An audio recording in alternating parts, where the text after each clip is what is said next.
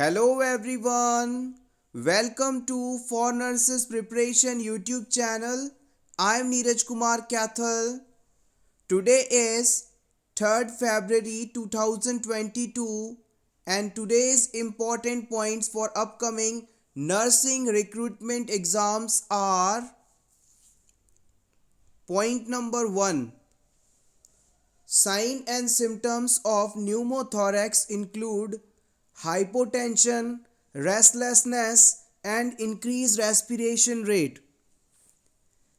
Pneumothorax की condition होने पर पर्सन में ब्लड प्रेशर कम हो जाता है, पर्सन बेचैन रहता है और उसका जो रेस्पिरेशन रेट है वो भी काफ़ी कम हो जाता है। न्यूमोथोरैक्स ऐसी कंडीशन है जिसमें हमारे लंग्स और चेस्ट वॉल के बीच में एबनॉर्मली एयर का एक्यूमुलेशन हो जाता है। Point number 2. The classic sign of toxic shock syndrome is sudden onset of high fever. Toxic shock syndrome होने पर अचानक पर्सन की बॉडी का टेम्परेचर बहुत ही ज़्यादा हाई हो जाता है, पर्सन को हाई फीवर रहता है। Toxic shock syndrome basically bacterial infection होने के बाद इन बैक्टीरियाज के द्वारा बनाए जाने वाले टॉक्सिन्स के कारण होता है। एग्जाम्पल की बात करें तो स्टेफाइलोकोकस ऑरियस बैक्टीरिया के इन्फेक्शन होने के बाद इसके द्वारा सिक्रीट किया जाने वाला टॉक्सिन या टॉक्सिक सब्सटेंस इस प्रकार के डिजीज को कॉज कर सकता है। Point number 3. Constipation is most common side effect of aluminium hydroxide. याद रखिएगा, एल्यूमिनियम हाइड्रोक्साइड एक प्रकार का एंटासिड है। एंटासिड यानी कि ऐसा सब्सटेंस जो हमारे स्टमक की एसिडिटी को कम करता है, पीएच को बढ़ाता है। ऐसे सब्सटेंस को लेने के बाद पर्सन के बॉडी में कॉन्स्टिपेशन हो सकती है।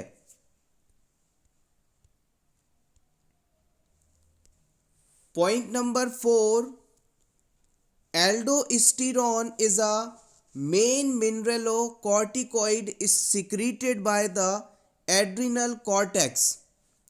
It regulates sodium and potassium homeostasis, increases the sodium and water reabsorption and excreted the potassium. आइए इस पूरे कॉन्सेप्ट को समझते हैं। हमारे किडनी के ऊपर एक ग्लैंड पाई जाती है जो कि ट्रायंगुलर शेप की होती है। इसे आप एड्रिनल ग्लैंड या सुप्रारीनल ग्लैंड के नाम से जानते हैं। इस सुप्रारीनल ग्लैंड के अंदर दो पार्ट्स होते हैं। ये बाहर वाला पार्ट तो होता है कॉर्टेक्स और ये बीच वाला पार्ट होता है मेड्यूला। इस मेड्यूला पार्ट से दो इम्पॉर्टेंट हार्मोन सिक्रीट किए जाते हैं जो कि हैं एपिनेफ्रिन और नॉर एपिनेफ्रिन। अब हम बात करते हैं एड्रिनल ग्लैंड के आउटर पार्ट की। यहाँ से 3 इम्पॉर्टेंट हार्मोन्स का सिक्रीशन होता है जिनमें ग्लूकोकॉर्टिकॉइड, मिनरलोकॉर्टिकॉइड्स और एंड्रोजन, जिन्हें आप सेक्स हार्मोन के नाम से जानते हैं। ये इम्पॉर्टेंट है। इसी मिनरलोकॉर्टिकॉइड का एग्जाम्पल है एल्डोस्टेरोन। ये हार्मोन क्या करता है कि जब भी इसका सिक्रीशन होता है तो ये हमारी बॉडी से सोडियम और वाटर की मात्रा को बढ़ाता है, यानी यूरिन में कम से कम सोडियम और वाटर का एक्सक्रीशन करने देता है और ज़्यादा से ज़्यादा पोटेशियम को बाहर निकालता है। एक बार फिर से समराइज करते हैं इस चीज को। एड्रिनल कॉर्टेक्स पार्ट से सिक्रीट होने वाला मिनरलोकॉर्टिकॉइड ग्रुप का हार्मोन है एल्डोस्टेरोन। ये एल्डोस्टेरोन हमारे यूरिन में वाटर और सोडियम की मात्रा को कम करता है, जबकि यूरिन में सोडियम की मात्रा, पोटेशियम की मात्रा को बढ़ाता है। यानी इसकी प्रेजेंस के कारण बॉडी से पोटेशियम ज़्यादा बाहर निकलेगा, जबकि सोडियम और वाटर कम बाहर निकलेंगे। आप चाहें तो इसका स्क्रीनशॉट ले सकते हैं, बेसिक बट इंपॉर्टेंट।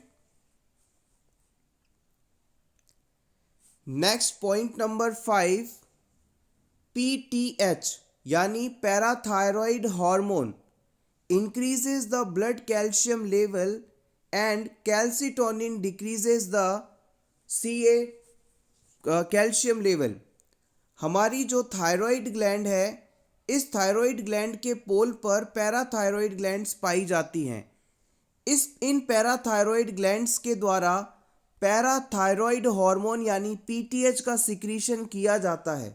ये PTH क्या करता है, हमारी बॉडी में, हमारे ब्लड में कैल्शियम की मात्रा को, कैल्शियम के लेवल को बढ़ाने का काम करता है। और इसके ऑपोजिट काम करने वाला हार्मोन जो कि थायराइड ग्लैंड की ही पैराफॉलिक्यूलर सेल से सिक्रीट होता है, और ये हार्मोन हमारे ब्लड में कैल्शियम के लेवल को कम करने का काम करता है। एक बार फिर से समझते हैं, जैसे ही हमारे ब्लड के अंदर कैल्शियम की मात्रा 8.5 mg/dl से कम होने लगती है, उसी समय पैराथायरॉयड ग्लैंड्स के द्वारा पैराथायरॉयड हार्मोन का सिक्रीशन कर दिया जाता है। ये हार्मोन यहाँ से निकलकर तुरंत इंटेस्टाइन से कैल्शियम के ऑब्जॉर्प्शन को बढ़ाता है, बोन्स से कैल्शियम खींचकर निकालता है, और इस निकाले हुए कैल्शियम को ब्लड को दे देता है, और ब्लड में अब कैल्शियम का लेवल धीरे धीरे इंक्रीज होने लगता है। इससे ऑपोजिट सिचुएशन ये होती है कि मान लीजिए हमारे ब्लड के अंदर कैल्शियम का लेवल 10.5 से ज़्यादा होने लगा, तो इसे कम करने के लिए कैल्सिटोनिन हार्मोन का सिक्रीशन किया जाता है। ये हार्मोन ब्लड में एक्स्ट्रा मौजूद इस कैल्शियम को यहाँ से लेकर बोन्स को दे देता है, बोन में जाकर डिपॉजिट कर देता है, जिससे कि वापस कैल्शियम का लेवल जो है नॉर्मल हो जाता है। ये दोनों हार्मोन एक दूसरे के ऑपोजिट एक्शन को करते हैं। Next point number 6, relaxin hormone is secreted in females by corpus luteum of the ovary and placenta. It relaxes pubic symphysis during labor. Relaxin नाम का हार्मोन फीमेल्स में ओवरी और प्लेसेंटा द्वारा सिक्रीट किया जाता है, और इस हार्मोन का काम है कि लेबर मैकेनिज्म के दौरान, लेबर प्रोसेस के दौरान जो सिम्फाइसिस प्यूबिस बोन है उसे रिलैक्स करें, ताकि बेबी की डिलीवरी इजीली हो पाए। याद रखिएगा, इंपॉर्टेंट है, प्रीवियस एग्जाम में पूछा भी गया है, relaxin hormone.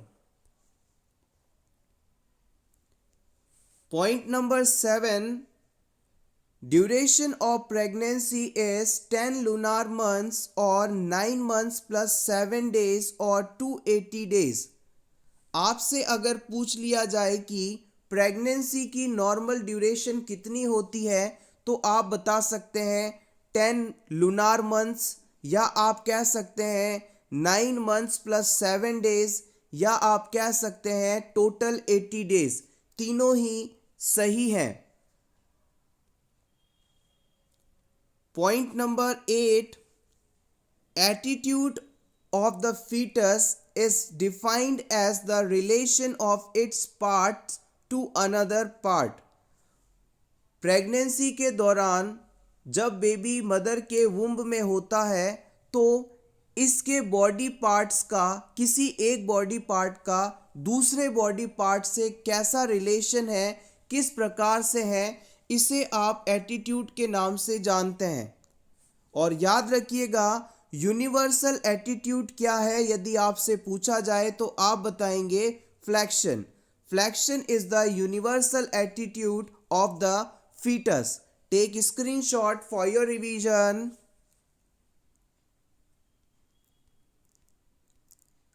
Point number 10. The separation of person with infectious disease is called isolation. अगर किसी पर्सन को ऐसा कोई डिजीज़ हो गया है जो कि इन्फेक्शियस है, कम्युनिकेबल है, कंटेजियस है, यानी एक से दूसरे में ट्रांसमिट हो सकता है, तो ऐसे पर्सन को हम अलग कर देते हैं, आइसोलेट कर देते हैं, दूसरों से मिलने जुलने नहीं देते। Point number 11, an antiseptic is an agent that destroys or inhibits the growth of infectious agent. Antiseptic substance वह सब्सटेंस होते हैं जो कि इन्फेक्शन फैलाने वाले माइक्रो ऑर्गेनिजम्स को या तो किल कर दें या फिर उनकी ग्रोथ या मल्टीप्लिकेशन को रोक दें। Sunlight is a natural disinfectant. Sunlight यानी सूरज की रोशनी नेचुरल डिसइंफेक्टेंट के रूप में जानी जाती है।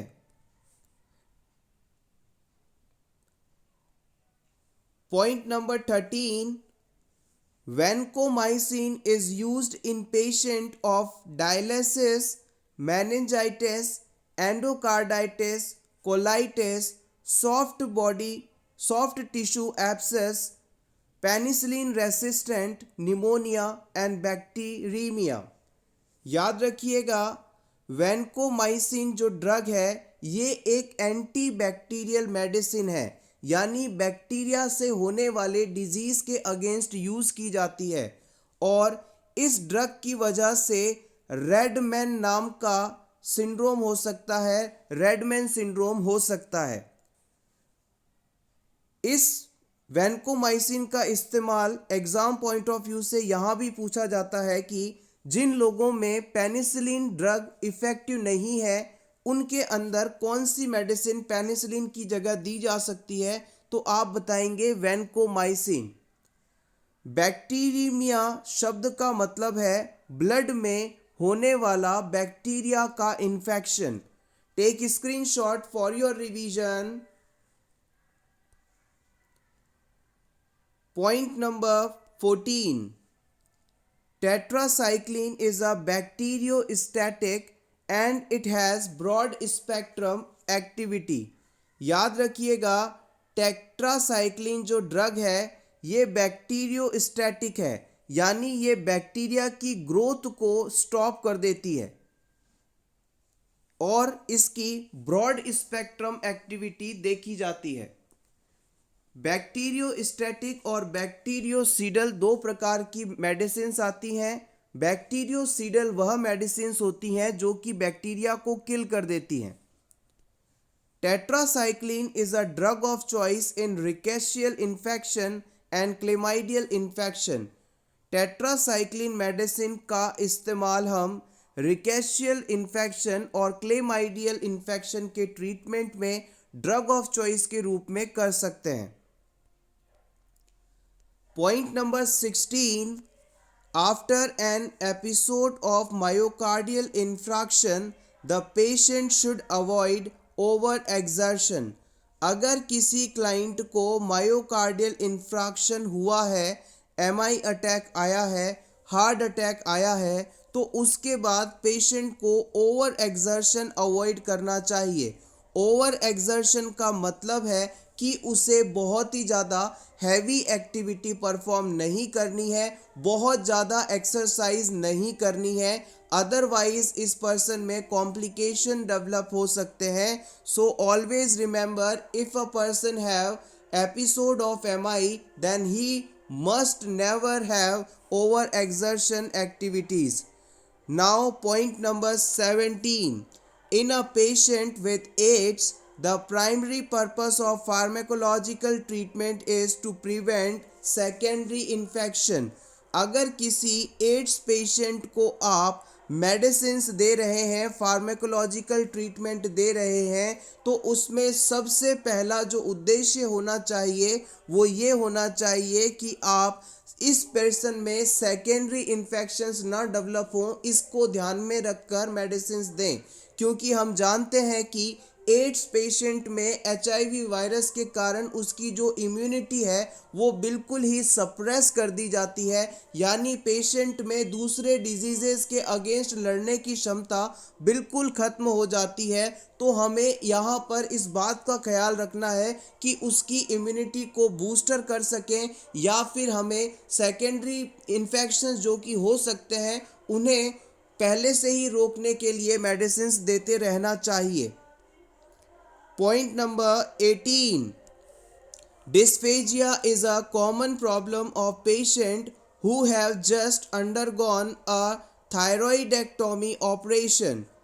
Dysphagia is a common problem of patients who have just undergone thyroidectomy operation.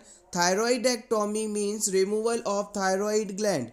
Jin persons के अंदर थायरॉइडेक्टोमी सर्जरी हुई है, यानी थायरॉइड ग्लैंड को सर्जरी द्वारा रिमूव कर दिया गया है, उन पर्सन्स के अंदर डिस्फेजिया एक कॉमन प्रॉब्लम के रूप में देखी जाती है। डिस्फेजिया का मतलब है पेशेंट को फूड स्वेलो करने में दिक्कत आना, खाना निगलने में दिक्कत आना। Point number 19. GFR is measured by inulin clearance.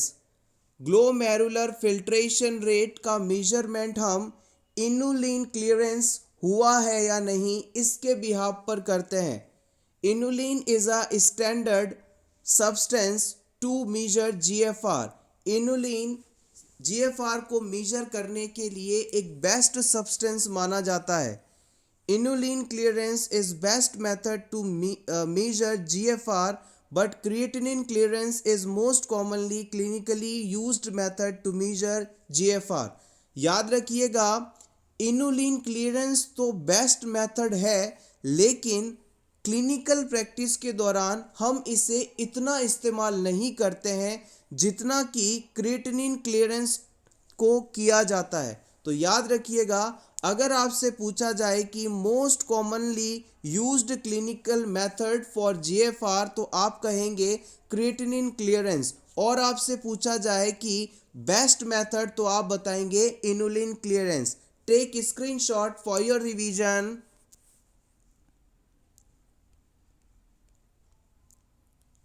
Point number 20.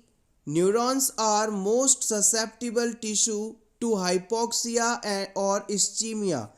अगर हमारी बॉडी में हाइपोक्सिया या इस्चीमिया जैसी कंडीशंस डेवलप होती हैं तो इस सिचुएशन में हमारे जो न्यूरॉन्स हैं वो सबसे ज़्यादा प्रभावित होते हैं। हाइपोक्सिया का मतलब है हमारी बॉडी टिश्यूज़ के अंदर ऑक्सीजन की कमी का होना। इसे आप इस्चीमिया के नाम से भी जानते हैं। और अगर ऑक्सीजन की कमी के कारण सेल्स की डेथ होती है तो इसे आप नेक्रोसिस के नाम से जानते हैं। Point number 21. Sodium ion is the major contributor to plasma osmolality. हमारे प्लाज्मा की ऑस्मोलैलिटी को मेंटेन करने के लिए सोडियम मुख्य कंट्रीब्यूटर माना जाता है। प्लाज्मा ऑस्मोलैलिटी का मतलब है कि हमारे ब्लड प्लाज्मा में सॉलिड सब्सटेंस की मात्रा कैसी है, कितनी है। Point number 22. In the fundal grip the whole of the fundal area is palpated using both hands to find out which pole of fetus is lying in the funds.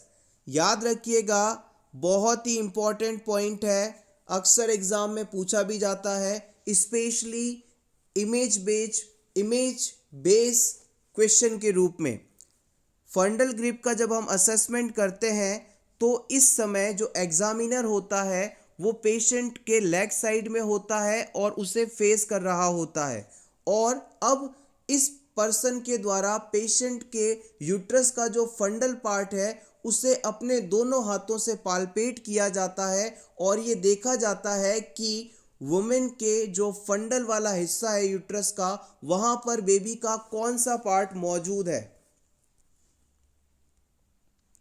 Point number 23. First pelvic grip is also known as Leopold's fourth manoeuvre. First pelvic grip को हम Leopold's fourth manoeuvre के नाम से जानते हैं। Point number 24, anterior fontanel is formed by joining of the 4 sutures। हमारा जो anterior fontanel होता है कुछ इस प्रकार से, this is the posterior fontanel and this is the anterior fontanel। ये देखने में कुछ इस प्रकार से होता है और इसका जो निर्माण है वो 4 सूचर से मिलकर बना होता है। सबसे पहला होता है एंटीरियर fontanel, जिसे मैं यहाँ डार्कली ड्रॉ कर रहा हूँ, आप इसे देखिएगा।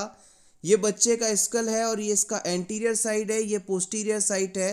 तो ये वाला जो है दिस इज एंटीरियर fontanel और इसका जो आगे वाला सूचर है वो एंटीरियर फ्रंटल सूचर कहलाता है और इसके जो पीछे वाला ये सूचर है इसे आप सेजाइटल सूचर के नाम से जानते हैं और इसके लेफ्ट और राइट साइड की बाउंड्री या इसकी जो जॉइनिंग है वो कोरोनल सूचर के नाम से जानी जाती है। तो याद रखिएगा हमारा जो एंटीरियर fontanel होता है वो डायमंड शेप का होता है और 4 सूचर से मिलकर बना होता है जिसमें फ्रंटल, सेजाइटल और कोरोनल इंक्लूडेड है। Next point, polio is the primarily an infectious disease of alimentary canal. याद रखिएगा पोलियो कंडीशन एक वायरस से होने वाली डिजीज है और इसमें मुख्य रूप से पर्सन की एलिमेंट्री कैनाल प्रभावित होती है, यानी पर्सन की जो इंटेस्टाइन्स हैं वहाँ पर ये वायरस पाया जाता है और इसी हिस्से को सबसे ज़्यादा प्रभावित किया जाता है। Point number 26, type 1 polio virus is mainly responsible for all major epidemics of polio. अगर आपसे पूछा जाए कि पोलियो के लिए सबसे ज़्यादा रिस्पॉन्सिबल वायरस टाइप कौन सा है तो आप बताएंगे टाइप 1 पोलियो वायरस सबसे ज़्यादा तेज़ी से पोलियो को फैलाने के लिए रिस्पॉन्सिबल माना जाता है। यहाँ पर हमने ये वर्ड दिया है एपिडेमिक।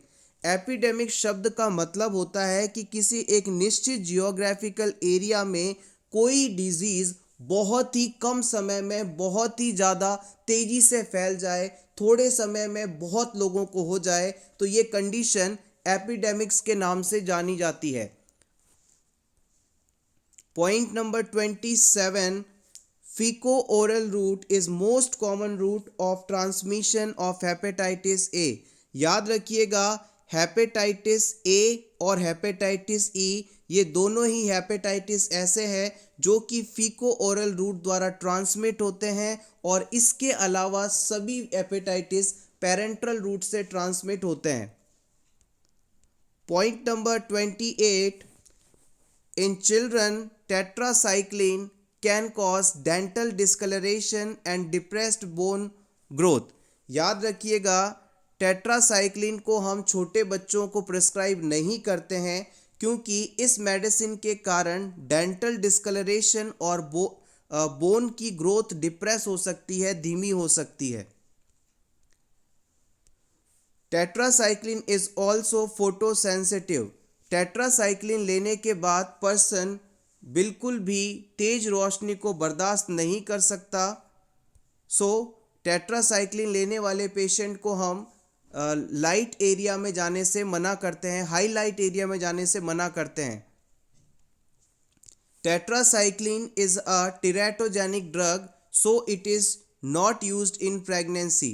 याद रखिएगा टेराटोजेनिक ड्रग्स या टेराटोजेनिक एजेंट्स ऐसी मेडिसिन होती हैं जिन्हें अगर प्रेगनेंसी के दौरान लिया जाए तो ये बच्चे में किसी भी प्रकार की डिफॉर्मिटी या एबनॉर्मल कंडीशंस बना देती हैं, कॉज कर देती है। तो हम अगर प्रेगनेंसी के दौरान वुमेन को टेट्रासाइक्लिन मेडिसिन देते हैं तो होने वाले बच्चे में किसी भी प्रकार का डिफेक्ट कॉज कर दिया जाता है। सो प्रेगनेंसी में ये मेडिसिन कॉन्ट्रा इंडिकेटेड मानी जाती है, नहीं दी जाती है। In a patient suffering from COPD the best way to administer oxygen is by nasal cannula. अगर कोई person chronic obstructive pulmonary disease से सफरिंग है तो इस पर्सन में ऑक्सीजन एडमिनिस्टर करने का बेस्ट मेथड है by the nasal cannula. Point number 32, atropine sulfate decreases body secretion and is used before surgery.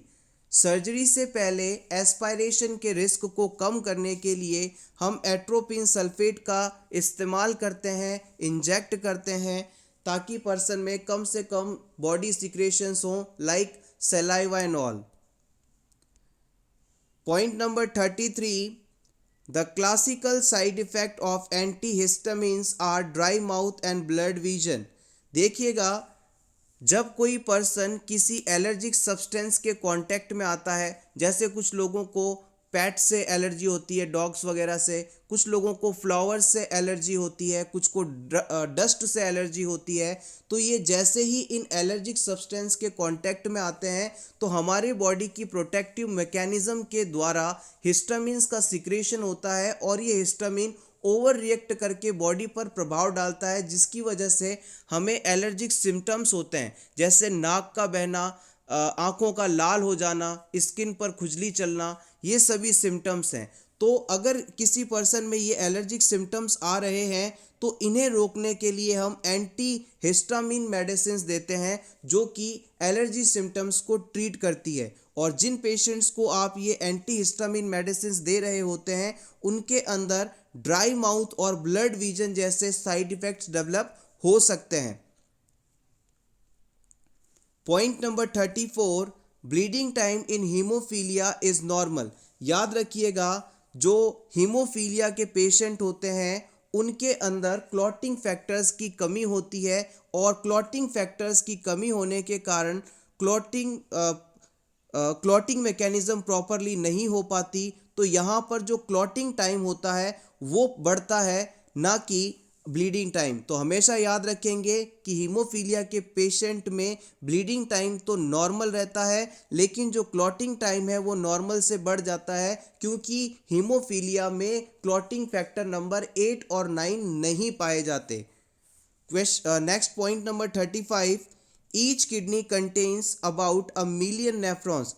Her kidney के पास लगभग मिलियन नेफ्रॉन्स होते हैं. याद रखिएगा, 1 मिलियन का मतलब होता है 10 लाख, यानी कि आपकी एक किडनी के अंदर 10 लाख नेफ्रॉन्स होते हैं, तो आप मिलेनियर हैं.